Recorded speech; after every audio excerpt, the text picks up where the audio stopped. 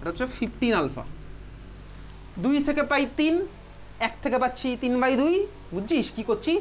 2 থেকে পাবো 3, 1 থেকে পাবো 2/2। একটা কোথা থেকে আসছে আর একটা পাই ইউনিটারি মেথড। তুই ছোটবেলা অঙ্ক করতিস না, 10 জন মিলে একটা কাজ 50 দিনে করে, তাহলে একজন কাজটা করবে 50/10 দিনে করতিস, ওইরকম করলাম। বুঝলি? চল তাহলে 2 থেকে পাই 3, 1 থেকে পাবো 3/2, 10 আলফা থেকে পাবো 10 আলফা ইন্টু 3/2, তাহলে কত হলো? 15 আলফা। বোঝা গেছে? তাহলে ইকুইলিব্রিয়ামে এগুলো আমার এত মোল করে আছে, ইকুইলিব্রিয়াম আমার এগুলো এত মোল করে আছে। এইবারে তুই আমাকে বলতো আলফার মানে কি ছিল? 1 মোল থেকে আলফা মোল ডিসোসিয়েট করে। আলফার ম্যাক্সিমাম ভ্যালু কত হতে পারে বল দেখি? 1 হতে পারে। এক্স্যাক্টলি 1, ঠিকই বলেছি। আলফার ম্যাক্সিমাম হতে পারে 1। কেন? কারণ 1 মোল থেকে ম্যাক্সিমাম কত মোল ডিসোসিয়েট করতে পারবে? 1 মোলই ডিসোসিয়েট করতে পারবে। আচ্ছা, 1 মোল থেকে 1 মোলই ডিসোসিয়েট করলো, তার মানে আমি ওটাকে 100% ডিসোসিয়েশন বলতে পারি। বলা যেতে পারে 100% ডিসোসিয়েশন। 100% ডিসোসিয়েশন কাদের হয়? যাদের ভাই রিয়াকশন শুধুমাত্র এই ডাইরেকশনে থাকে, শুধুমাত্র এই একটা অ্যারো থাকে। বুঝতে পেরেছিস? তার মানে ওই অ্যারোগুলোর জন্য আলফার ভ্যালু কত হয় বলতো? 100% ডিসোসিয়েশন বলতে পারি। তাহলে আলফার ভ্যালু তখন কত হবে? একই হবে, 1 হবে। বুঝলি? ওই যে রিয়াকশনগুলো যেগুলো আমার শুধুমাত্র ফরওয়ার্ড ডাইরেকশনে চলে, তাদের জন্য আলফার ভ্যালু আমার কত হয়? 1। বুঝলি? কারণ তখন 1 মোল থেকে 1 মোলই ডিসোসিয়েট করছে। বুঝা গেছে? তাহলে এইগুলোর জন্য আলফার ভ্যালু কত হয়? এবার দেখ, এদের আলফার ভ্যালু ডিপেন্ড করে। কারোর জন্য হতে পারে 5% ভেঙেছে। যদি বলি ধর 5% ভেঙেছে, তাহলে বলতো তার আলফার ভ্যালুটা কত হবে? 100% হলে ভ্যালু হতো 1। 100% মানে একই বোঝায়। তাহলে কারো কথা ধর আমি বললাম 5% ভেঙেছে, তাহলে আলফার ভ্যালুটা কত? 0.05। ঠিক আছে? 0.05। বুঝতে পেরেছিস? 5% ভেঙে যাওয়া মানে কি? 0.05। 1 মোল থেকে 0.05 ভেঙেছে। বুঝছিস? আরে 100% মানে 1, তাহলে 5% মানে কত হবে? ইউনিটারি মেথড ক্যালকুলেট কর তুই। 5/100, 5/100 মানে কত হবে? 0.05। দুখানা শূন্য উপরে গেল। বুঝতে পারছিস? চল তাহলে আলফার ভ্যালু 0.05। আচ্ছা দেখ, ক্লিয়ার? তাহলে আলফার ম্যাক্সিমাম ভ্যালু কত হতে পারে? 1। বোঝা গেল? আলফার মিনিমাম ভ্যালু কত হতে পারে? 0। ভাই ডিসোসিয়েটই করেনি, নাই ভাঙতে পারে, কোনো রিয়াকশন হয়নি। ঠিক আছে? আলফার মিনিমাম ভ্যালু 0 হতে পারে। বোঝা গেছে? চল বুঝলাম।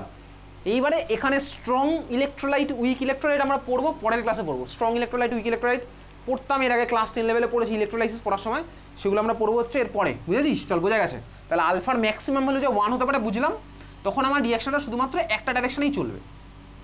চল এগুলো ছিল হচ্ছে আমার ইকুইলিব্রিয়াম মোল। এইবারে ধর আমাকে কোশ্চেনে বলে দিয়েছে যে এই রিয়াকশনগুলো যে কন্টেনারটাতে হয় তার ভলিউম ধর একটা সাপোজ বলে দিয়েছে। তো ভাই ইকুইলিব্রিয়ামের মোল জানি, তাহলে ইকুইলিব্রিয়াম কনসেন্ট্রেশন কীভাবে বার করব? আমাকে বলেছে কি রিয়াকশানগুলো যে কন্টেনার হয় তার ভলিউম ধর ভি। রিয়াকশানগুলো যে কন্টেনার হয় তার ভলিউম ধর বলে দিয়েছে ভি। ঠিক আছে? রিয়াকশানটা যে কন্টেনার হচ্ছে তাহলে তার ভলিউম বলেছে ভি। ক্লিয়ার? তাহলে অ্যামোনিয়ার ইকুইলিব্রিয়াম কনসেন্ট্রেশন কত হবে?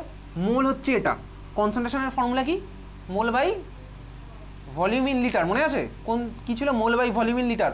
ওটাকে কি বলে? এক্সাক্ট নামটা কি ছিল ওটা? Molarity. Mole by volume in litre হচ্ছে মোলারিটি। তাহলে ভাই ইকুইলিব্রিয়াম কনসেন্ট্রেশন ধর আমাকে কোশ্চেনে বলে দিয়েছে যে কন্টেনারে রিয়াকশন হচ্ছে তার ভলিউম হচ্ছে ভি লিটার। ভি লিটার বলে দিয়েছে, আমরা ভি লিটারের মধ্যে রিয়াকশনটা করছি।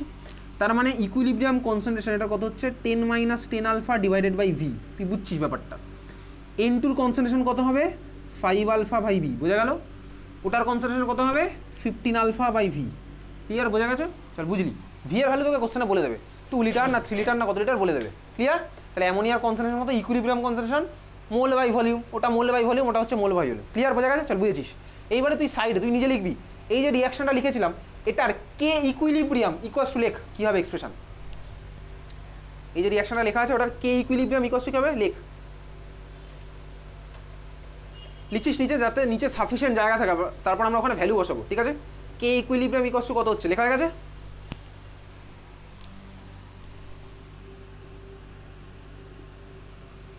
কে ইকুইলিব্রিয়াম ইকুয়ালস টু কত হলো বল?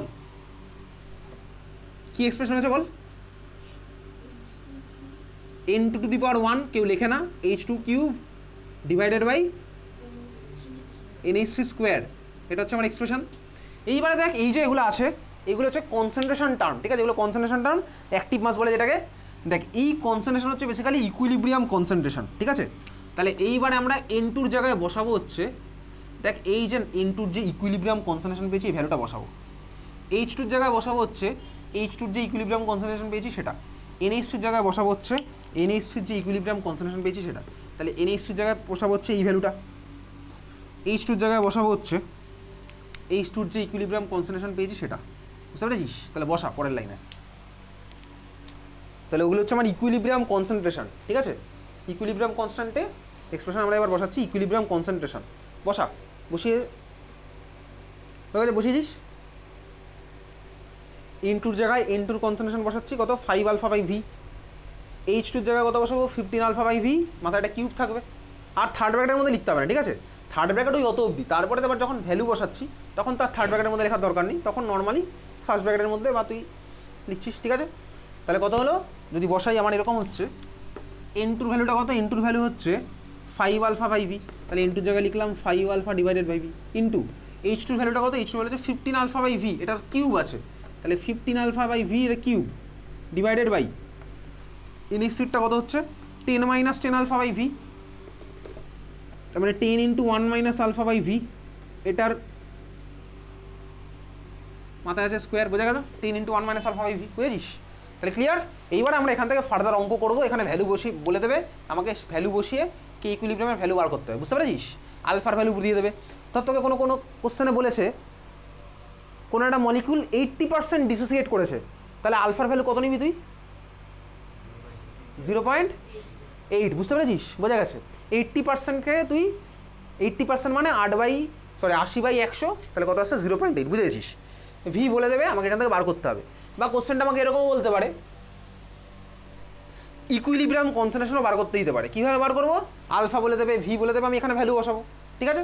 এইরকম এক্সপ্রেশন করে আমার এখানে আলফা বলে দিয়েছে, ভি বলে দিয়েছে, আমি এখান থেকে ডাইরেক্ট বলে দেবো H2 ইকুইলিব্রিয়ামের কত হবে কনসেন্ট্রেশন, বুঝতে পেরেছিস? বোঝা গেছে? তাহলে সোজা কথা এই ফর্ম্যাটটা নিয়ে আমরা খেলবো, কিছুক্ষণ পরে হবে, ক্লিয়ার? তাহলে এই ছিল হচ্ছে আমাদের ডিগ্রি অফ ডিসোসিয়েশন। খাতা আমাদের লিখে রাখতে পারিস, লেখ degree of association, degree of association in class 12 solution chapter, degree of association in class 12 solution chapter, degree of association in class 12 solution chapter।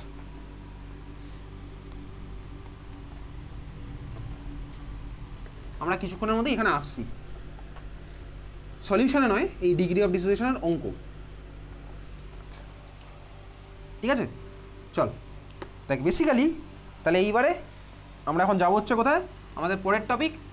ধর এই যে হেবার্স প্রসেস, এটা আমি তুই লিখছিলাম N2 + 3H2 রিভার্সেবল সাইন দিয়ে 2NH3,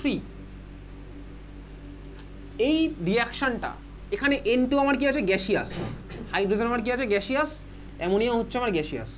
এই যে রিয়াকশানটা লিখি, এটা বলতো অ্যামোনিয়ার কি প্রিপারেশন, বেসিক্যালি ইন্ডাস্ট্রিয়াল প্রিপারেশন, ঠিক আছে? ইন্ডাস্ট্রিতে আমরা অ্যামোনিয়াকে এইভাবে বানাবো। এখন এটা যে বানাচ্ছি এখানে রিভার্সেবল সাইনটার মানেটা কি?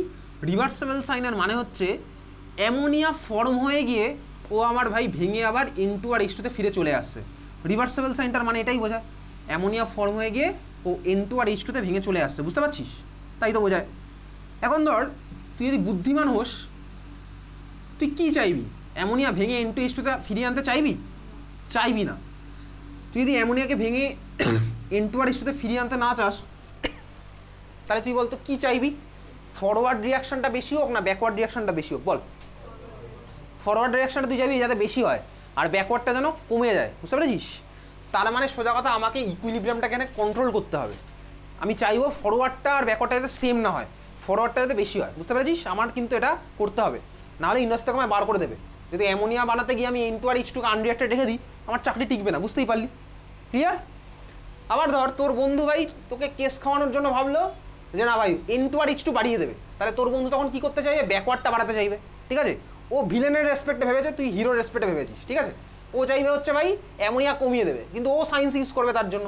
অ্যামোনিয়া কমিয়ে সাপোজ N2 আর H2 বাড়াতে চাইবে, আর তুই ভাই সায়েন্স ইউজ করে তুই অ্যামোনিয়া বাড়াতে চাইবি। তার মানে ওর টার্গেট হবে হচ্ছে ব্যাকওয়ার্ড রিয়াকশন বাড়ানো, তোর টার্গেট হবে হচ্ছে ফরওয়ার্ড রিয়াকশন বাড়ানো। দুজনের টার্গেট আলাদা, তাহলে দুজনের টার্গেট আলাদা বলে পার্সপেক্টিভ আমার আলাদা হচ্ছে। এখন দেখ এই যে ইকুইলিব্রিয়ামকে যদি যে কন্ট্রোল করবো, সেটাই যে প্রিন্সিপাল দিয়ে আমরা কন্ট্রোল করি, সেটাকেই বলে হচ্ছে, খাতার উপরে হেডিং দে, এই রিয়াকশনের উপর হেডিং দে, সেটাকে বলে হচ্ছে লি চ্যাটেলিয়ার্স প্রিন্সিপাল। লি চ্যাটেলিয়ার্স প্রিন্সিপাল, এটা ফ্রেঞ্চ নেম, লা শাতেলিয়ার বাংলায় বলে, লি চ্যাটেলিয়ার্সও বলে, ঠিক আছে? লি চ্যাটেলিয়ার্স প্রিন্সিপাল। শর্টে আমরা বলবো হচ্ছে প্রিন্সিপাল, আমি লিখিনি, তুই প্রিন্সিপাল লিখবি, এলসিপি, লি চ্যাথেলিয়াস প্রিন্সিপাল, ঠিক আছে, এলসিপি, লি চ্যাথেলিয়াস প্রিন্সিপাল, রিয়াকশনের উপর লিখলাম এলসিপি, ঠিক আছে। আমরা এবারে ইকুইলিব্রিয়ামটাকে কন্ট্রোল করবো হচ্ছে এলসিপি দিয়ে, লি চ্যাথেলিয়াস প্রিন্সিপাল দিয়ে। দেখ বেসিক্যালি এলসিপি কী বলে সেখানে আমি আসছি, স্টেটমেন্ট তোকে আমি পাঠিয়ে দেবো, তুই ব্যাপারটা এখন বোঝ। এই যে ভাই যেটা হেবার্স প্রসেসের রিয়াকশনটা লিখেছিলাম না, এই রিয়াকশনটা হচ্ছে একটা এক্সোথার্মিক রিয়াকশন, ঠিক আছে। হেবার্স প্রসেসের জানে এক্সোথার্মিক রিয়াকশন। আচ্ছা এক্সোথার্মিক রিয়াকশন মানে আমার কি বলতো, হিট বেরিয়ে যায় নাকি হিট অ্যাবজর্ব হয়? হিট বেরিয়ে যায়। এক্সোথার্মিক রিয়াকশন হচ্ছে আমার হিট রিলিজ হয়ে যায় বেসিক্যালি সিস্টেম থেকে। তো বেসিক্যালি দেখ এই হিট রিলিজ হওয়া, হিট অ্যাবজর্ব হওয়া, এটা আমরা থার্মোডাইনামিক্স কিছুদিন পরে পড়বো। থার্মোডাইনামিক্সে এখানে টার্ম নেবো, সেটাকে বলেছে এনথ্যালপি। এনথ্যালপি এইচ দিয়ে আমরা এনথ্যালপিকে ডিনোট করি। ঠান্ডা মাথায় শোন, থার্মোডাইনামিক্স থেকে আবার দেখবো। এইচ মানে এনথ্যালপি, এনথ্যালপি মানে হচ্ছে হিট অ্যাট কনস্ট্যান্ট প্রেশার, ঠিক আছে। হিট অ্যাট কনস্ট্যান্ট প্রেশার এটাকে বলেছে এনথ্যালপি। এই যে আমরা যখন ল্যাবে রিয়াকশন করি তখন আমরা কনস্ট্যান্ট প্রেশারেই সমস্ত কিছু করি। স্কুলের ল্যাবে যখন আমরা টেস্ট টিউবের মধ্যে কোনো রিয়াকশন করছি সব কিছু কনস্ট্যান্ট অ্যাটমসফেরিক প্রেশারই হচ্ছে।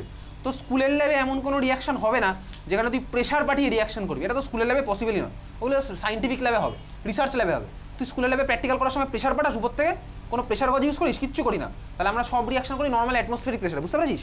সেখানে আমার প্রেশার থাকে কনস্ট্যান্ট। এই হিট অ্যাট কনস্ট্যান্ট প্রেশারকে বলে হচ্ছে এনথ্যালপি, ENTHALPY। এটা আমরা পড়বো হচ্ছে টার্মটা থার্মোডাইনামিক্সে গিয়ে, ঠিক আছে। এখন দেখ তাহলে হিট অ্যাট কনস্ট্যান্ট প্রেশার, তার মানে আমরা বলতে পারি আপাতত এই চ্যাপ্টারে আমরা এনথ্যালপি মানে হিট ভেবে রাখতে পারিস। থার্মোডাইনামিক্স আমরা গিয়ে বুঝে যাবো এটা মানে হচ্ছে এনথ্যালপি মানে হিট অ্যাট কনস্ট্যান্ট প্রেশার। চাইলে তুই এখনও লিখে রাখতে পারিস, ঠিক আছে। আচ্ছা তাহলে ডেল এইচ মানে কি? ডেল এইচ মানে কি? চেঞ্জ ইন হিট, মানে চেঞ্জ ইন এনথ্যালপি, ভালোভাবে বললে আরও চেঞ্জ ইন হিট। এখন দেখ রিয়াকশনটা হচ্ছে এক্সোথার্মিক। এক্সোথার্মিক মানে কি? এক্সোথার্মিক মানে এই রিয়াকশনটাতে প্রোডাক্ট সাইডে হিট ফর্ম হবে, তাই তো? তাই বোঝায় তো নাকি? প্রোডাক্ট সাইডে আমার হিট ফর্ম হচ্ছে, তার মানে হিট রিলিজ হয়ে গেছে। হিট রিলিজ হয়েছে মানে কি? অবভিয়াসলি প্রোডাক্টের সাইডে আমার হিটটা রিলিজ হবে, বুঝলাম। তাহলে এখন দেখ এই রিয়াকশনটাতে আমি যদি বলি চেঞ্জ ইন হিটটা, তাহলে আমার কি হবে তুই ভালো করে দেখবি। চেঞ্জ ইন হিট মানে কি? এই যে অ্যামোনিয়া প্রোডাক্টের মাইনাস রিয়াক্ট্যান্টগুলোর, দেখ আমার এখান থেকে ভাই সিস্টেম ছেড়ে হিট রিলিজ হয়ে চলে গেছে, তাহলে আমার কী হবে বলতো, ডেল্টা এইচের ভ্যালু, তার মানে এটার ভ্যালু মাইনাস এটার ভ্যালু আমার কী হবে বলতো, নেগেটিভ হবে। নেগেটিভ হচ্ছে কেন? নেগেটিভ হচ্ছে তার কারণ দেখ আমি বার করছি হচ্ছে change in enthalpy. Change in enthalpy মানে কত? প্রোডাক্টের মাইনাস রিয়াক্ট্যান্টের। প্রোডাক্টের মাইনাস রিয়াক্ট্যান্ট যদি করি, দেখ অবভিয়াসলি বুঝতেই পারছি প্রোডাক্টের সাথে একটা অ্যামাউন্ট অ্যাড করলে আমি রিয়াক্ট্যান্টটা পাই। তাহলে আমি ডেল এইচ মানে কি? Product minus reactant. তাই বল প্রোডাক্ট আর রিয়াক্ট্যান্টের মধ্যে কার ভ্যালু বেশি? কার ভ্যালু বেশি? প্রোডাক্টের সাথে একটা অ্যামাউন্ট অ্যাড করলে আমি পাই রিয়াক্ট্যান্টের ভ্যালু। তাহলে প্রোডাক্ট আর রিয়াক্ট্যান্টের মধ্যে কার ভ্যালু বেশি? রিয়াক্ট্যান্টের ভ্যালু বেশি। তাহলে প্রোডাক্ট মাইনাস রিয়াক্ট্যান্ট কী হবে? প্লাস না মাইনাস? Simple minus. তার মানে এক্সোথার্মিক রিয়াকশনের জন্য ডেল এইচ হয় হচ্ছে লেস দেন 0। আর হেবার্স প্রসেস অলওয়েজ একটা এক্সোথার্মিক রিয়াকশন, এটা তো মনে রাখতে হবে, ঠিক আছে। হেবার্স প্রসেস হচ্ছে অলওয়েজ এক্সোথার্মিক রিয়াকশন। তাহলে হেবার্স প্রসেস এক্সোথার্মিক, এটা তোকে মনে রাখতে হবে, ঠিক আছে। তাহলে ডেল এইচ হচ্ছে কি? নেগেটিভ, বুঝতে পারলাম। ডেল এইচ হচ্ছে আমার নেগেটিভ। এক্সোথার্মিক রিয়াকশন মানে ডেল এইচ নেগেটিভ। তাহলে এন্ডোথার্মিক রিয়াকশন মানে কি হবে? ডেল এইচ পজিটিভ, ওটা আপাতত লিখছি না। হেবার্স প্রসেস হচ্ছে একটা এক্সোথার্মিক রিয়াকশন, বুঝলাম, বোঝা গেছে? ক্লিয়ার? চল বুঝলাম। আচ্ছা এইবারে আসি লি চ্যাথেলিয়াস প্রিন্সিপাল, এলসিপি বেসিক্যালি কি বলে দেখ, ঠান্ডা মাথায় শোন। এলসিপি বলে হচ্ছে আমরা যদি ইকুইলিব্রিয়ামকে ডিস্টার্ব করি, সিস্টেম চাইবে ওই ডিস্টার্বটাকে আনডু করে দিতে, কন্ট্রোল প্লাস জেড, ঠিক আছে। আমরা যদি ইকুইলিব্রিয়ামকে ডিস্টার্ব করি, সিস্টেম চাইবে ওই ডিস্টারবেন্সটাকে সরিয়ে দিয়ে আবার আগের ভার্সানে ফিরে যেতে। তার মানে কি? তার মানে হচ্ছে এরকম, ব্যাপারটা ঠান্ডা মাথায় বুঝি। আমরা আসবো কেস ওয়াইজ আসবো। আমরা ইকুইলিব্রিয়ামটাকে ডিস্টার্ব করলাম, সিস্টেম চাইবে কি? ডিস্টারবেন্সটা সরিয়ে আবার আগের ভার্সানে ফিরে ইকুইলিব্রিয়ামে ফিরে আসতে চাইবে। যেমন ধর এই যে রিয়াকশনটা আমি করছি, তিনজনেই ধর আমার গ্যাস আছে। এখন এই তিনটে গ্যাসের মধ্যে সাপোজ তুই ভাব অ্যামোনিয়ার ডেন্সিটি সাপোজ কম, অ্যামোনিয়ার ডেন্সিটি সাপোজ কম। এইবারে আমার রিয়াকশনটা একটা চেম্বারের মধ্যে হচ্ছে, রিয়াকশন চেম্বারের মধ্যে হচ্ছে, অ্যামোনিয়া ফর্ম হয়েছে, N2O আছে, H2O আছে, কারণ সবাই তো আমার থাকবে যেহেতু রিয়াকশনটা ইকুইলিব্রিয়াম আছে।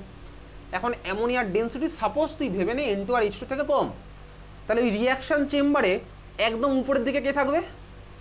চেম্বারে উপরের দিকে থাকবে তিনজনেই গ্যাস, তাহলে উপরের পার্টগুলোতে কে থাকবে? যার ডেন্সিটি কম না তার ডেন্সিটি বেশি কম, তাহলে কে থাকবে উপরের দিকে? কে থাকবে? কানে কানে বল, আরও জোরে, আরও কানে কানে বল, কে থাকবে একদম উপরের দিকে? একটা মিক্সারের মধ্যে আমরা মানে মিক্সার আছে, এবার তার মধ্যে অ্যামোনিয়ার ডেন্সিটি সবচেয়ে কম, তাহলে ওই মানে কন্টেনারটার একদম উপরের দিকে কে থাকবে? অ্যামোনিয়া থাকবে, বোঝা গেছে? তাহলে একদম উপরে থাকবে হচ্ছে অ্যামোনিয়া। এইবারে তাহলে আমার সলিউশন চেম্বারটার বা মিক্সার চেম্বারটা সলিউশন তো না, এখানে গ্যাস সলিউশন বলতে পারি আমরা। এখন গ্যাস সলিউশনের আমাদের কিছু জিনিসপত্র 12-এও নেই, ঠিক আছে? তাহলে আমি বুঝতে পারছি এটা চেম্বারের মধ্যে উপরের দিকটাতে আছে হচ্ছে NH3, ইমাজিন করতে পারছি ব্যাপারটা। এইবারে ধর আমি করতেই পারি উপর দিকে একটা পাইপ লাগিয়ে অ্যামোনিয়াকে বার করে নিতে পারি, যেহেতু আমার অ্যামোনিয়ার ডেন্সিটি কম, তাহলে অ্যামোনিয়া সবার ফার্স্ট রিমুভ হয়ে চলে যাবে, বুঝলাম। যেই অ্যামোনিয়া বার করে নিলাম আমি, তার মানে আমি কী করলাম বলতো, দেখ ইকুইলিব্রিয়ামটাকে ডিস্টার্ব করেছি, অ্যামোনিয়া ফর্ম হয়েছিল, আমি ওটাকে বাড়িয়ে নিলাম, বার করে নিলাম। তার মানে সিস্টেম এবার দেখছে অ্যামোনিয়ার অ্যামাউন্ট কমে গেছে। সিস্টেম কী চাইবে বলতো তাহলে? অ্যামোনিয়ার অ্যামাউন্ট আবার বাড়িয়ে দিতে। সিস্টেম দেখলো কি অ্যামোনিয়ার অ্যামাউন্ট কমে গেছে, সিস্টেম চাইবে কি অ্যামোনিয়ার অ্যামাউন্ট বাড়িয়ে দিতে, বুঝতে পেরেছিস? সিস্টেম তো তখন এইভাবে পারবে না, সিস্টেম থেকে একটা মানুষ বেরিয়ে আসলো আমাকে মেরে ভাই অ্যামোনিয়াটা আবার ফিরিয়ে নিয়ে চলে আসবে, এটা তো করতে পারবে না। সিস্টেম তখন কী করবে? অ্যামোনিয়ার অ্যামাউন্ট বাড়াবে কীভাবে বল? অ্যামোনিয়ার অ্যামাউন্ট বাড়াবে সিস্টেম ফরওয়ার্ড রিয়াকশন বাড়িয়ে না ব্যাকওয়ার্ড রিয়াকশন বাড়িয়ে? ফরওয়ার্ডটা বাড়িয়ে দেবে, বুঝতে পেরেছিস? তখন সিস্টেম কী করবে? ফরওয়ার্ডটা অটোমেটিক্যালি বাড়িয়ে দেবে। তাহলে ফরওয়ার্ড বাড়লো মানে অ্যামোনিয়ার অ্যামাউন্ট তখন বাড়তে থাকবে, বুঝতে পেরেছিস? আবার বেড়ে গিয়ে আমার ইকুইলিব্রিয়ামে ফিরে চলে আসবে, বোঝা গেল? চল বুঝতে পারলাম, ক্লিয়ার? আচ্ছা, এইবারে তোকে আমি একটা কোশ্চেন জিজ্ঞেস করছি, তাহলে বুঝেছিস এটাই হচ্ছে আমার বেসিক্যালি ইকুইলিব্রিয়ামকে আমি ডিস্টার্ব করলাম, ও আবার আমার আগের ভার্সনে ফিরে আসতে চাইলো, বোঝা গেছে? এটা আমি কোথাও কনসেন্ট্রেশনের রেসপেক্টে বললাম, মানে আমি অ্যামোনিয়াকে সরিয়ে দিয়েছিলাম, মানে কনসেন্ট্রেশন কমে গেছিলো অ্যামোনিয়ার, বোঝা গেল? অ্যামোনিয়ার কনসেন্ট্রেশন কমিয়ে দিয়েছি, মানে অ্যামোনিয়ার কনসেন্ট্রেশন কমে গেছে, সরিয়ে দিয়েছি মানে কমে গেল। তারপরে ও কী করছে তাহলে? বাইরে থেকে অ্যামোনিয়া তো আর টেনে ধরে আনতে পারবে না, ওকে ফরওয়ার্ড রিয়াকশনটা বাড়িয়ে দিয়ে অ্যামোনিয়া বাড়িয়ে নিতে হবে, ক্লিয়ার? বোঝা গেছে? চল বুঝলাম। তাহলে দেখ আমার অটোমেটিক্যালি অ্যামোনিয়ার প্রোডাকশনও বেড়ে গেল, কারণ ওই যে আনরিয়াক্টেড N2 আর H2 গুলো পড়েছিল না, ওটা বাধ্য হলো ফরওয়ার্ডে গিয়ে আমার অ্যামোনিয়া বানানোর জন্য, বুঝতে পারছিস? অ্যামোনিয়ার অ্যামাউন্ট আমার বেড়ে গেল। এইবারে তুই মাথা কাটিয়ে বল, ধর আমি রিয়াকশন মিডিয়ামের মধ্যে বাইরে থেকে একটুখানি না, তাহলে আমি এক্সট্রা অ্যামোনিয়া আমার ইকুইলিব্রিয়ামে চলে গেছে, তাহলে আমি বাইরে থেকে এক্সট্রা অ্যামোনিয়া অ্যাড করে দিলাম, তখন রিয়াকশন কী চাইবে? অ্যামোনিয়াটাকে কী করতে চাইবে? কমিয়ে দিতে চাইবে। কমানোর জন্য কী করবে? ঠেলে বার করে দিতে পারবে না, তাহলে কী করবে? অ্যামোনিয়াটাকে রিয়াকশন কাজে লাগিয়ে দেবে। রিয়াকশন কাজে লাগিয়ে দেওয়া মানে অ্যামোনিয়াটা আমার ব্যাকওয়ার্ড ডাইরেকশনে চলে আসবে, বুঝতে পারছিস? তাহলে ব্যাকওয়ার্ডে চলে গিয়ে কী হবে? N2 আর H2 অ্যামাউন্টটা তখন উল্টে বেড়ে যাবে, বোঝা গেল? চল বুঝলাম। ধর তুই বাইরে থেকে একটু হাইড্রোজেন অ্যাড করে দিলি, তাহলে বল রিয়াকশনটা কোন ডাইরেকশনে যাবে? ফরওয়ার্ড, বুঝে গেছিস? তাহলে এই হচ্ছে আমার কনসেন্ট্রেশনের রেসপেক্টে দেখলাম। এবার আমি টেম্পারেচার দেখবো, প্রেশার দেখবো, সব কিছু রেসপেক্টে দেখতে হবে। এখান থেকে তোর কোশ্চেন আসবে, এরকম ইকুয়েশন দেবে, দিয়ে বলবে এটা অ্যাড করে কোন ডাইরেকশনে যাবে, বা অ্যামোনিয়ার প্রোডাকশন আমি কীভাবে বাড়াবো, N2 প্রোডাকশন কীভাবে কমাবো, এইসব কোশ্চেন আসবে, ক্লিয়ার? বোঝা গেছে? চল তাহলে 1 নম্বর হেডিং দে, লেখ। 1 নম্বর হেডিং দিচ্ছিস, এলসিপির আন্ডারে 1 নম্বর হেডিং দিচ্ছিস, চেঞ্জ অফ কনসেন্ট্রেশন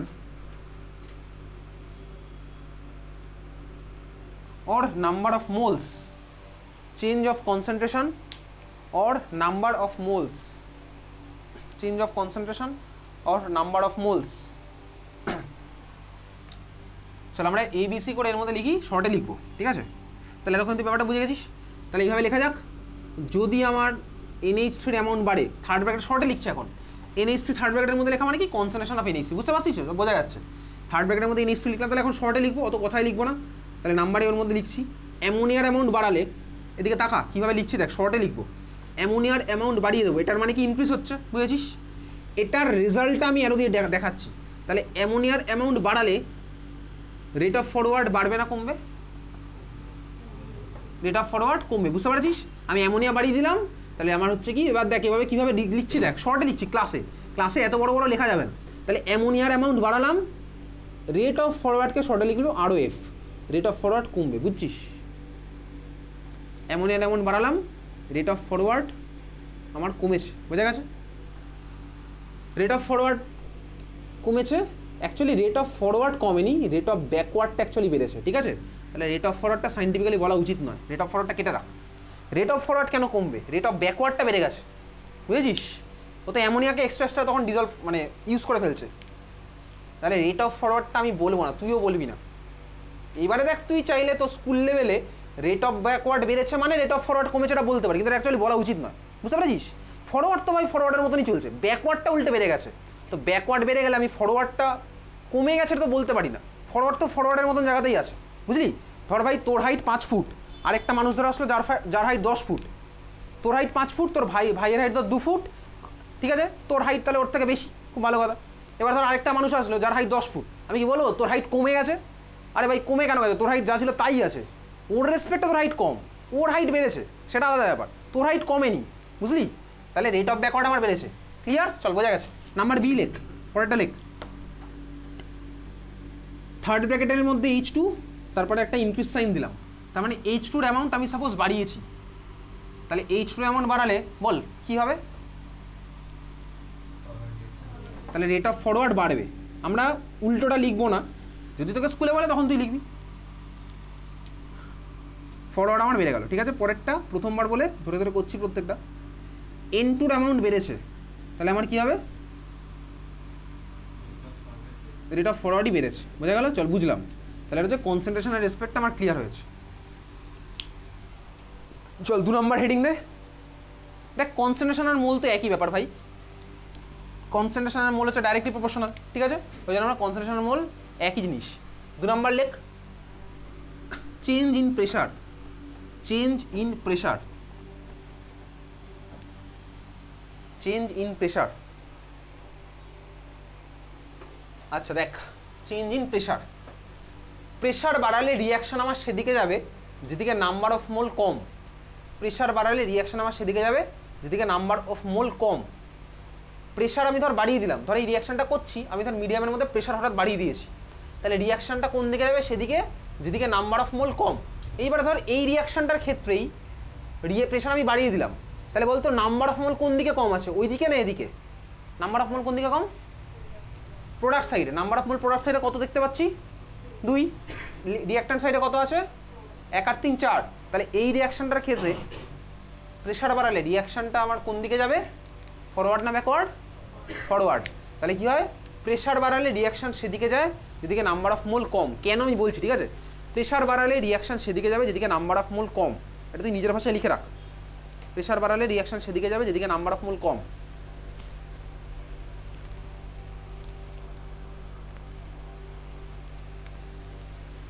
প্রেশার বাড়ালে রিয়াকশন সেদিকে যাবে যেদিকে number of mole com.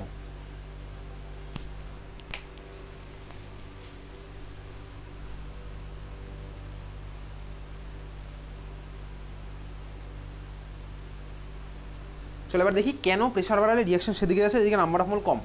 Reason তোকে পরীক্ষাতে জিজ্ঞেস করবে না, শুধু এই যে স্টেটমেন্টটা বললাম এটা দিয়ে তোকে অ্যান্সার লিখতে হবে। ঠিক আছে, তোকে বলে দেবে কারণ একটা রিয়াকশন দিয়ে বলবে প্রেশার বাড়িয়ে দিলাম, তাহলে রিয়াকশনটা কোন দিকে যাবে। তাহলে তোকে কি এটা মুখস্থ করে যাওয়ার দরকার আছে? প্রেশার কমালে রিয়াকশন সেদিকে যাবে যেদিকে নাম্বার অফ মোল বেশি, এটা কি তুই মুখস্থ করে যাবি? মুখস্থ করে যাবি না।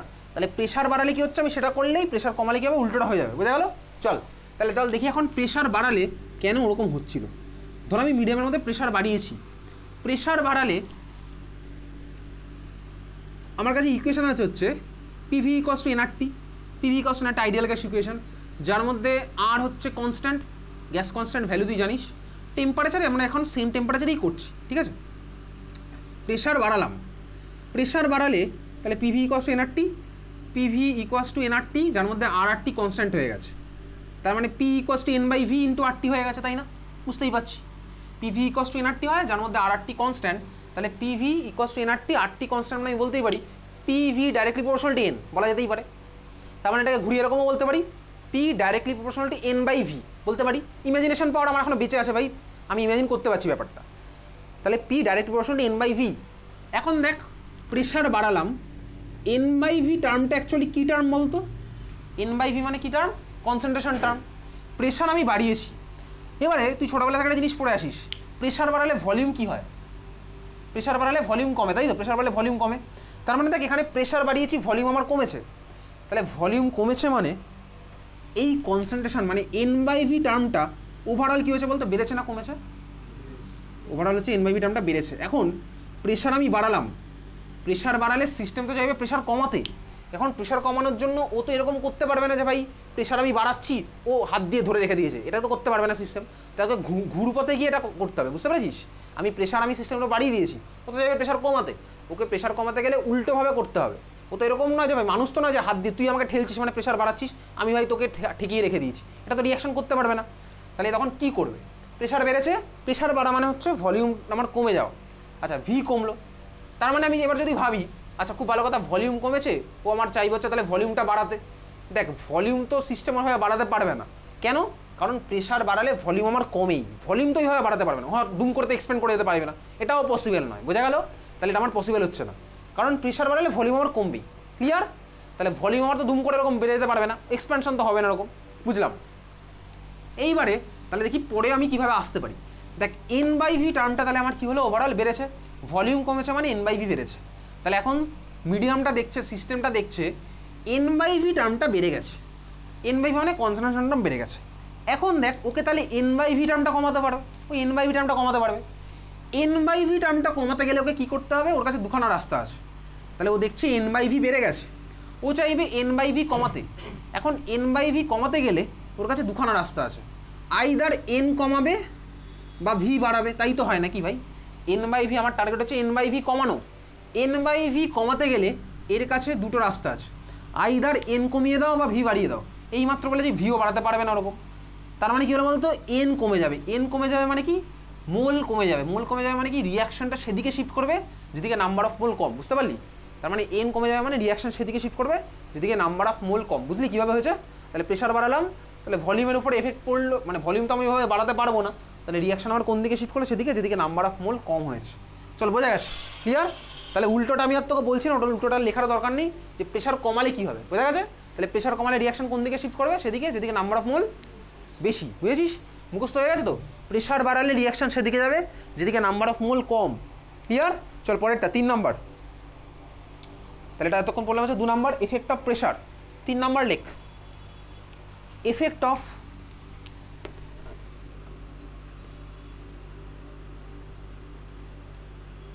Volume, effect of volume.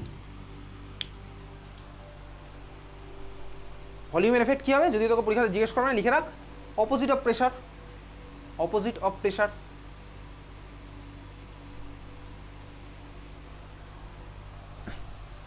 Opposite of pressure মানে কি, প্রেশার বাড়ালে ভলিউম কমে, তারপরে তুই বাকিটা ওইভাবে করতে পারবি। বুঝেছিস? প্রেশার বাড়ালে যেটা হয়, ভলিউম কমলে সেটা হবে, কারণ প্রেশার আর ভলিউম হচ্ছে ইনভার্সলি প্রপোর্শনাল। বুঝেছিস?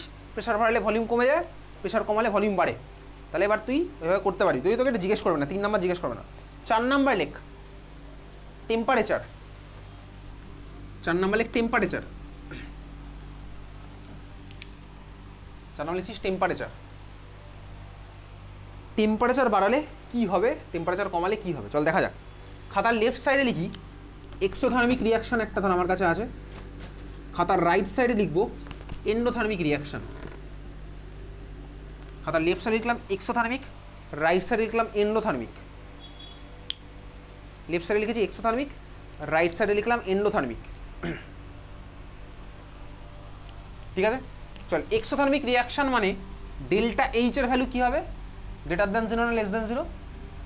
Less than 0। তাহলে পাশে লিখে রাখ delta H less than 0। Endothermic মানে কি হবে, ডেল্টা এইচ গ্রেটার দ্যান 0, লিখে রাখ পাশে।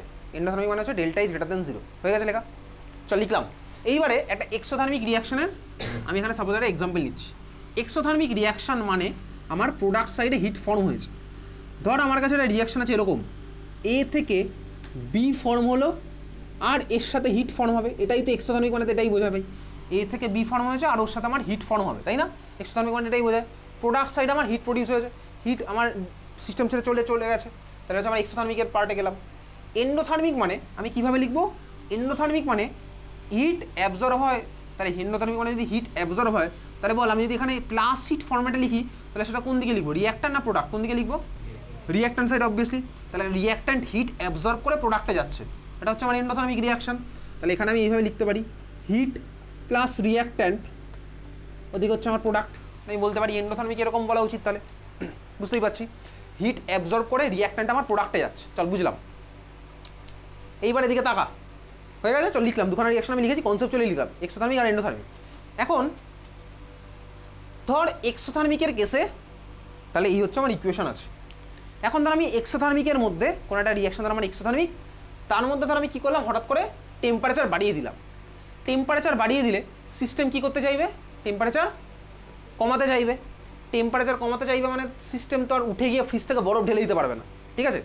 রিয়াকশন মিডিয়াম তো দুম করে উঠে গিয়ে একটা বরফ বানিয়ে ফেলে দিতে পারবে না ওর মধ্যে, এটা পারবে না। তাহলে কী করতে হবে, ওই যে টেম্পারেচারটা আমি যে দিয়েছি ওই টেম্পারেচারটাকে ইউজ করে ফেলতে হবে, তাই না? ইউজ করে ফেললে দেখ টেম্পারেচার আমার কমে যাবে, বুঝতেই পারছি। টেম্পারেচার দিয়েছি মানে থার্মাল এনার্জি বেড়ে গেছে, বুঝতে পেরেছিস, তাই না? টেম্পারেচার দিলাম, থার্মাল এনার্জি বেড়ে গেছে, তাহলে ও কী চাইবে বলতো? থার্মাল এনার্জিটাকে ইউজ করে ফেলো, তাই ইউজ করলেই ওটা কমে যাবে, বোঝা গেল? তার মানে দেখ এই রিয়াকশনটার মধ্যে আমি যদি টেম্পারেচার বাড়াই, ওর টার্গেট হবে হচ্ছে থার্মাল এনার্জিটাকে ইউজ করে ফেলো, হিটটাকে ইউজ করে ফেলো। তাহলে তুই বল ফরওয়ার্ড রিয়াকশনে গেলে হিটটা ইউজ হবে নাকি ব্যাকওয়ার্ড রিয়াকশনে গেলে হিটটা ইউজ হবে? কোন রিয়াকশনে গেলে হিটটা ইউজ হবে? ব্যাকওয়ার্ডে, কারণ heat plus something equals to একটা প্রোডাক্ট ফর্ম হচ্ছে। তার মানে দেখ এক্সোথার্মিক রিয়াকশনে আমি যদি টেম্পারেচার বাড়িয়ে দিই তাহলে আমার কোনটা বেড়ে গেল বলতো? ফরওয়ার্ড না ব্যাকওয়ার্ড? কোনটা বাড়লো? টেম্পারেচার বাড়িয়েছি, তাহলে ওর টার্গেট হচ্ছে হিটটা ইউজ করতে হবে। তাহলে এক্সোথার্মিক রিয়াকশন মানে হিট আমার প্রডিউস হয়, যে ইকুয়েশন, তাহলে ওর টার্গেট হবে কি? টেম্পারেচারটাকে ইউজ করা, মানে হিটটাকে ইউজ করা। হিটটাকে ইউজ করতে গেলে ওকে ব্যাকওয়ার্ডটা বাড়িয়ে দিতে হবে, বুঝতে পেরেছিস? তার মানে এক্সোথার্মিক রিয়াকশনের জন্য টেম্পারেচার বাড়ালে রেট অফ ব্যাকওয়ার্ড বেড়ে যায়, তাহলে টেম্পারেচার কমালে কি হবে? কোনটা বাড়বে? রেট অফ ফরওয়ার্ড বাড়বে, বুঝেছিস? চল বুঝলাম, বোঝা গেছে, ক্লিয়ার। এবারে তুই বল এন্ডোথার্মিক রিয়াকশন, টেম্পারেচার বাড়ালাম, কোনটা বেড়ে যাবে? ফরওয়ার্ডটা বাড়ছে, কারণ এন্ডোথার্মিক আমি টেম্পারেচার বাড়িয়েছি, ও চাইবে ভাই হিটটাকে ইউজ করতে হবে, হিটটাকে ইউজ করতে গেলে ওকে কী করতে হবে? ফরওয়ার্ডটা বাড়িয়ে দিতে হবে। তাহলে আমার কী হলো? এন্ডোথার্মিকের জন্য টেম্পারেচার বাড়ালাম, রেট অফ ফরওয়ার্ড আমার কী হবে? বাড়বে, বোঝা গেছে। এন্ডোথার্মিকের জন্যই আমি টেম্পারেচার কমালাম, তাহলে রেট অফ ব্যাকওয়ার্ড আমার বাড়বে, বুঝেছিস? চল বোঝা গেছে। তুই বাড়ি থেকে যাস শুধুমাত্র এর মধ্যে একটা পার্ট মুখস্থ করে যাবি, বাকিগুলো তুই পরীক্ষার হলে এমনি কনক্লুশনে চলে আসতে পারবি, বুঝতে পেরেছিস? দেখ তুই ভাব, তুই পরীক্ষার হলে যদি শুধুমাত্র এটা পড়ে যাস না তাহলেই হবে। তুই শুধু এটুকু পড়ে গেছিস এক্সোথার্মিকে টেম্পারেচার বাড়ালে ব্যাকওয়ার্ড বেড়ে যায়, এটা তুই মুখস্থ করে গেছিস, ঠিক আছে? এক্সোথার্মিকে টেম্পারেচার বাড়ালে ব্যাকওয়ার্ড বেড়ে যায়। তুই দেখ এখান থেকে এই কনক্লুশনে ইজিলি আসতে পারবি, এক্সোথার্মিকের টেম্পারেচার কমালে ফরওয়ার্ডটা বাড়বে, উল্টোটা হয়ে গেল। তুই দেখ এখানে পড়ে গেছিস এক্সোথার্মিকের টেম্পারেচার বাড়ালে ব্যাকওয়ার্ড বাড়ে, তাহলে এন্ডোথার্মিকের টেম্পারেচার বাড়ালে ফরওয়ার্ড বাড়বে, হয়ে গেছে। ওটা বার করলাম, এটা আমি বার করতে পারবো, বুঝে গেছিস? মুখস্থ করার টেকনিক তো ভাই বাড়িতে তুই বার করবি, ক্লিয়ার, বোঝা গেছে? তাহলে এই চারটের মধ্যে একটা আমি পড়ে যাবো। এই টেকনিক বার করতে গেলে ভাই তোকে বাড়িতে পড়াশোনা করতে হবে, খাতা পেন নিয়ে বসতে হবে, খাতা লাগবে একটা, পেন একটা লাগবে, ওই দিস্তা কাগজ কিনে নিবি, ঠিক আছে? দেখবি নর্মাল দোকানে পাওয়া যায় দিস্তা কাগজ, একদম সবচেয়ে বাজে কোয়ালিটির কাগজ, যার মধ্যে শুধু প্র্যাকটিস করবি। এইরকম তোকে কতগুলো পেজ কিনতে হবে, ওগুলো তোকে বাড়িতে প্র্যাকটিস করার জন্য। আর তুই যদি ভাবিস যে আমি প্র্যাকটিস করবো না, অঙ্ক আমি মুখস্থ করবো, সবই আমি মুখস্থ করবো, শুধু খাতায় কিছু লেখার দরকার নেই, তাহলে তুই সাফার করবি হচ্ছে পরীক্ষার সময় লিখতে গিয়ে। তোর পরীক্ষার সময় আটকাবেই, গ্যারান্টি দিয়ে বলছি, পরীক্ষার সময় আটকাবেই, আটকাতে বাধ্য, বোঝা গেছে? তাহলে এই হচ্ছে ফরওয়ার্ড রিয়াকশন, ব্যাকওয়ার্ড রিয়াকশন।